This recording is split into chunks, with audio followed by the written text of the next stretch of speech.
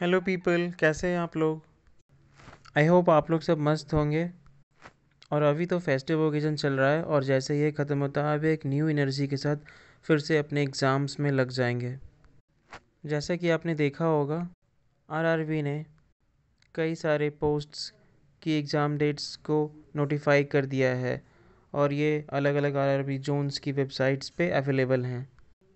इन posts में ALP assistant loco pilot, JE junior engineer, RRB technician, RRB RPF and others में RRB NTPC भी आ जाएंगी। तो इन सब की डेट्स आ गई हैं, तो आप सब प्रिपरेशन में लग गए होंगे। सो इस वीडियो में हम बात करेंगे the big things you should avoid during exams to get high score और to land at a safe position. Means वो बड़ी गलतियाँ या वो बड़ी भूल जो आप भूल कर भी ना करें एग्ज़ाम के वक्त, जिससे आपकी स्कोर अच्छी हो और आप CVT 1 या प्रिलिमिनरी स्टेज क्रैक कर सकें और आप नेक्स्ट स्टेज में पहुंच सकें। ये वो बिग मिस्टेक्स है जिससे आपकी रॉ स्कोर नीचे हो जाती हैं या नॉर्मलाइजेशन के बाद कभी कभी कम हो जाती हैं। सो क्यों नहीं आप उन चीज़ों को गौर करें और इम्प्लीमेंट करें ताकि आप दोबारा आने वाले एग्ज़ाम्स में इन गलतियों को ना दोहराएं। तो आइए देखते हैं वो कौन सी बड़ी चीज़ें हैं। मैं इंग्लिश और हिंदी दोनों में बात करूँगा और पहले मैं हिंदी में बताऊँगा, फिर मैं उसे इंग्लिश में रिपीट करूँगा। आइए पहला पॉइंट देखते हैं। सो फर्स्ट पॉइंट इज़, आप जब क्वेश्चंस कर रहे होते हैं किसी भी एक सेक्शन में, सपोज जीएस, जीके और करंट अफेयर्स, सो उन क्वेश्चंस की नेचर ऐसी होती हैं कि आपको ज़्यादा समय नहीं बितानी है। मीन्स आप उतने ही समय उस क्वेश्चन पे रुकेंगे जितनी उस क्वेश्चन की नेचर के अनुसार डिमांड की गई है। और अगर आपको सही ऑप्शन नहीं मिल पाता है तो आप ज़्यादा वक्त बिताए बगैर आपको नेक्स्ट क्वेश्चन की ओर मूव करना है, जंप करना है। और ऐसा बहुत सारे स्टूडेंट्स करते हैं कि वो उलझ कर रह जाते हैं और उसमें खोए से रहते हैं, वो सोच रहे होते हैं। आप ऐसा नहीं करेंगे। आप एक क्वेश्चन पर ज़्यादा वक्त नहीं ठहरेंगे, आपको नहीं आता है तो आप दूसरे क्वेश्चन पर जंप करेंगे, क्योंकि आपको पता है ये कंप्यूटराइज्ड एग्ज़ाम होते हैं, यहाँ पर नेक्स्ट क्वेश्चन में जाने में भी समय लग जाते हैं। सो आप इस बात को ध्यान रखेंगे। मैं इस चीज़ को इंग्लिश में दोहराता हूँ। The questions where you are not sure, I am talking about GS, GK and current affairs. The questions are made of certain nature that you are not supposed to stay for time more than required. And if you're not able to get the right answer, you should jump to the next question without spending time more than required. And this is where you lose actually. So follow this, remember this, and implement this during exam. और उन questions को आप mark कर लीजिए और आपके पास अगर मौका मिलता है एग्ज़ाम के लास्ट में तो आप रिविज़िट करिए, बट उस समय आपको ज़्यादा वक्त नहीं देना है। You should revisit if only time allows, and you have to note down the question or mark the question that you had visited earlier but you did not get the right option. So towards the end of the exam, if time allows, you should revisit. दूसरे point पे आते हैं। ये पहला तो हम बात किए जीएसटी के और current affairs. Second point is, while you are doing or solving aptitude is nothing but quant or maths questions, and similarly for same applies to reasoning questions. So while you are doing solving reasoning and aptitude questions, you have to solve once only. If in first attempts you do not get the right option, you are not supposed to try it for the second time successively. I repeat in Hindi, मैं हिंदी में दोहरा रहा हूँ। जैसे ही आप reasoning और aptitude section को start करते हैं, टच करते हैं, तो उसमें जैसे जैसे जैसे क्वेश्चंस आ रहे होते हैं, सपोज आप क्वेश्चन नंबर 2 कर रहे हो रीजनिंग में, आपने एक गो फर्स्ट अटेम्प्ट किया, आपको सही ऑप्शन नहीं मिला, मैच नहीं करा, आप दूसरी बार तुरंत से ट्राई नहीं करेंगे और अभी आप दूसरे क्वेश्चन पे जंप कर जाएंगे, क्योंकि एग्ज़ाम में क्वेश्चंस ऐसे बनी होती हैं कि सारे क्वेश्चंस में कितनी टाइम चाहिए, वैसे पहले टेस्ट कर ली जाती है कि इतने सब क्वेश्चंस में इतनी टाइम लगेंगी और तभी ओवरऑल टाइम डिसाइड की जाती है। तो आप बगैर टाइम गवाए आप दूसरी क्वेश्चन की तरफ रुख कर लेंगे और यही सही तरीका है। मैथ्स में आपने सारे फॉर्मूला ट्राई कर लिए, सारे हिट एंड ट्रायल ट्राई कर लिए, बट आपको सही ऑप्शन नहीं मिल रहा है पहले अटेम्प्ट में। फिर दूसरे अटेम्प्ट में भी आप कभी ना बहुत सारे लोग करते हैं कि फिर से नए नए फार्मूला, अलग अलग फार्मूला ट्राई कर रहे हैं, बहुत सी सारी बातें दिमाग में आ रही हैं, सब सोच रहे हैं और एक ही क्वेश्चन पे अटके हैं। आपको ऐसा नहीं करना है, आपको दूसरे क्वेश्चन पे चले जाना है। ऐसा भी हो सकता है कि आप एक सेक्शन में जो लास्ट के 5 क्वेश्चंस थे उसको आप छोड़ रहे हैं क्योंकि आपको ऐसा लग रहा है कि उसके बाद का जो सेक्शन है उसको तो मैंने एकदम अनटच रखा है और टाइम कम है। तो आपको क्या करना है, आपको डिवोट करना है, आपको इक्वल टाइम डिवोट करना है सारे क्वेश्चंस पे। कोई क्वेश्चंस अनसीन और अनटच नहीं जाने चाहिए। So time more than required आपको स्पेंड नहीं करने हैं किसी एक क्वेश्चन पे। This is the right method. आइए हम तीसरी इम्पॉर्टेंट पॉइंट पे फोकस करते हैं। Let's focus on to the third important point that you should follow while writing exam. अभी आप जैसे रेलवेज और एसएससी एग्ज़ाम्स में बैठने वाले हैं, सो वो उसमें निगेटिव मार्किंग होती है। वो आपको इंस्ट्रक्शंस में मिल जाएगा कि इसमें 1/3 है या 25% निगेटिव मार्किंग है। अगर ईच क्वेश्चन कैरीज 1 मार्क्स, तो अगर 25% है तो 0.25 निगेटिव हो रही होगी। तो वैसे क्वेश्चंस जिसमें आप श्योर नहीं हैं, आप कॉन्फिडेंट नहीं हैं, तो आप रैंडमली मार्क नहीं करेंगे, आंसर टच नहीं करेंगे। And this is the right technique. ये सही टेक्निक है कि जिस क्वेश्चन में आपको पता नहीं है, आपने रिकॉल किया, फिर भी आपको आंसर नहीं मिल रहा है, तो आप उसे टच नहीं करेंगे।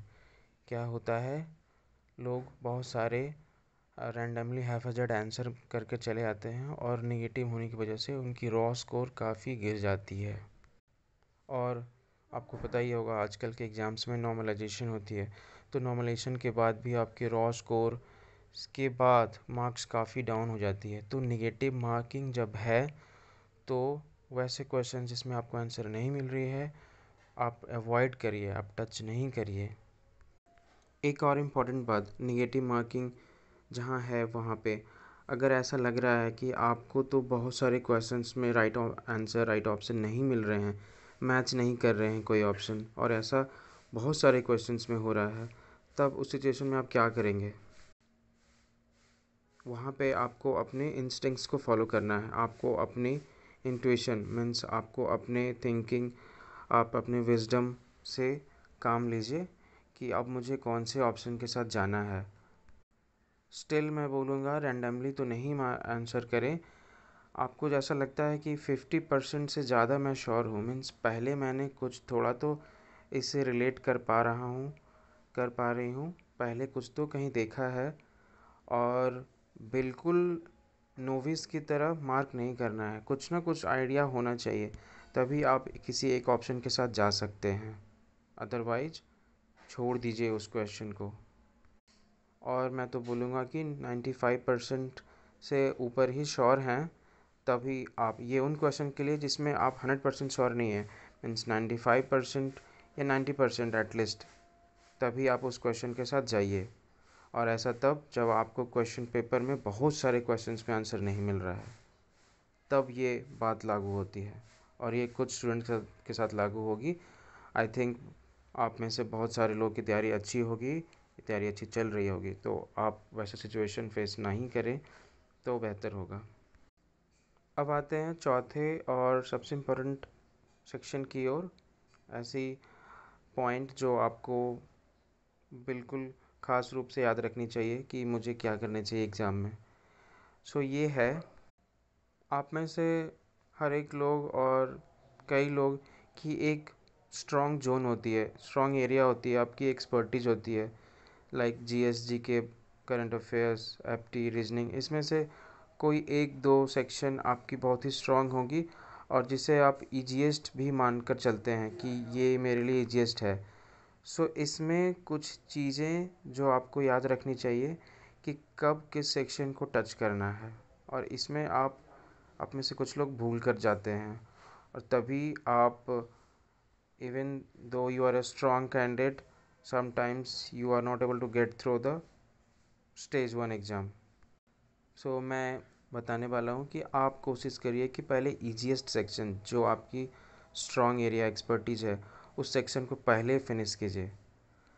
कभी कभी आप में से कुछ लोग जो टाइम कंज्यूमिंग सेक्शन है, the section that consumes more time or that demands, the questions are made in a way, the nature of the question is that they demand more time, so you start touching that section at first and you leave the easiest section for the last moment। आप जो वैसे जो ज़्यादा समय consume करते हैं उन questions को लास्ट टाइम के लिए छोड़ते हैं, और क्या होता है उस समय आपके पास बहुत ही कम समय रह जाता है और आपको आंसर्स पता होने के बावजूद भी आप उन क्वेश्चंस को छोड़ने की स्थिति में रहते हैं, और फिर आप घबरा जाते हैं अब मैं ये करूं वो करूं, और आपने कुछ क्वेश्चंस रिविज़िट के लिए भी रखा होता है, आप उन पे भी दोबारा नहीं जा पाते हैं।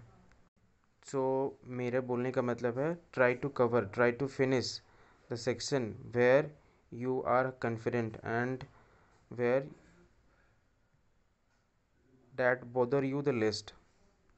ऐसा करने से आप देखेंगे कि वैसे क्वेश्चंस जो डिमांड करती हैं ज़्यादा समय, उनमें आप समय दे पाएंगे, और आपके पास समय होगा कि आप उसमें समय बिताएं और राइट ऑप्शन लें, क्योंकि आपके पास वो समय रह गया है और उसी सेक्शन को बस कवर करना है लास्ट में, और उसमें जो भी आंसर आएंगे वो उनमें फिर आपको वो स्कोर तो आपके पास ऐड ऑन हो रहा है, क्योंकि आपका जो एरिया है उसको आपने पहले फिनिश कर लिया, और उसमें पता है कि मुझे इसमें मेरे यही मुझे एग्ज़ाम में ये पार लगाएगा, मुझे एग्ज़ाम को क्रैक करने में हेल्प करेगा, बाकी तो एडिशनल है जो कि टाइम कंज्यूमिंग है और जो डिफ़िकल्ट सेक्शन है।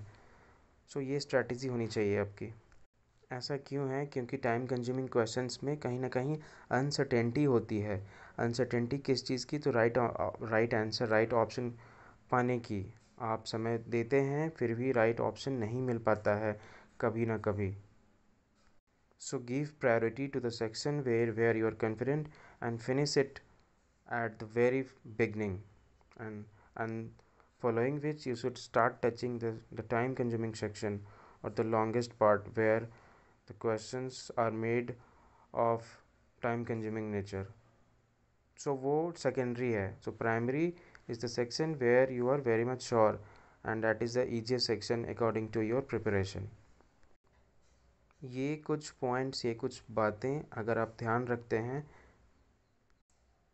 और इसे इम्प्लीमेंट करते हैं ड्यूरिंग एग्ज़ाम्स, तो आप देखेंगे आप बहुत ही अच्छी सिचुएशन में होंगे, और आपकी स्कोर, आपकी मार्क्स काफ़ी बढ़िया होगी, और आप एग्ज़ाम्स को क्रैक कर पाएंगे।